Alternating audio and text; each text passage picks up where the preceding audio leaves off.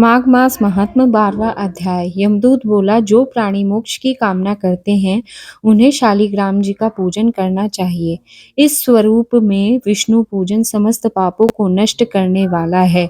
शालिग्राम पूजन करने से प्राणी को प्रतिदिन 10,000 राज सूर्य यज्ञों का फल प्राप्त होता है। शालिग्राम भगवान विष्णु का सुंदर स्वरूप है। उनके पूजन से प्राणी के कठोरतम पाप भी नष्ट हो जाते हैं। भगवान विष्णु हमेशा शालिग्राम जी में विराजते हैं। इसी कारण यह सर्वविदित है कि जिसने शालिग्राम पूजन कर लिया उसने समस्त पृथ्वी का दान कर लिया। अब 12 शालिग्राम शिलाओं के पूजन का फल सुनो। स्वर्ण कमल द्वारा 12 कल्प तक 12 लिंगों का फल एक बार शालिग्राम के पूजन से प्राप्त होता है। जो 100 शालिग्राम शिलाओं का पूजन करते हैं वह बैकुंठ भोगने के उपरांत चक्रवर्ती राजा होकर पृथ्वी के सुखों का सेवन करता है।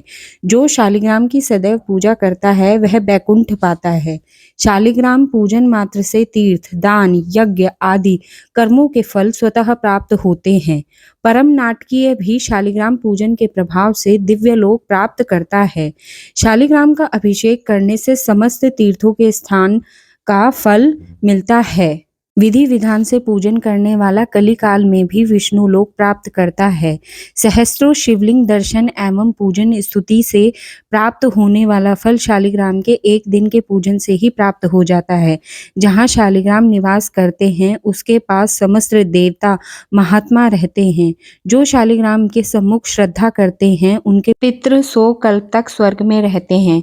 जो शालिग्राम शिला का जल पीते हैं उन्हें अमृत पान का फल प्राप्त होता है। जहाँ शालिग्राम शिला विराजित है वहां से 3 योजन तक की परिधि में किया गया धर्म कार्य 100 गुना फल देता है। साधारण जल में माघ स्नान करने से गिरिराज का फल प्राप्त होता है।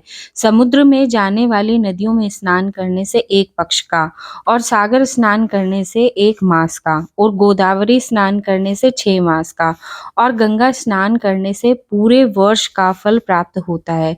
परंतु शालिग्राम के जल से स्नान करने पर 12 माघ स्नान का फल प्राप्त होता है।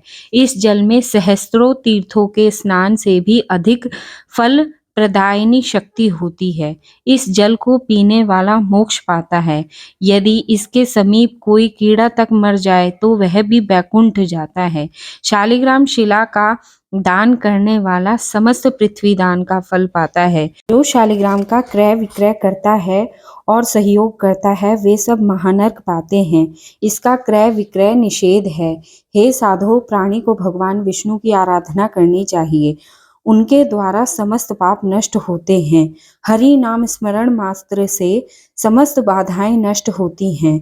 उनकी शरण में जाने पर यमराज भी उस प्राणी का अनिष्ट नहीं कर सकता।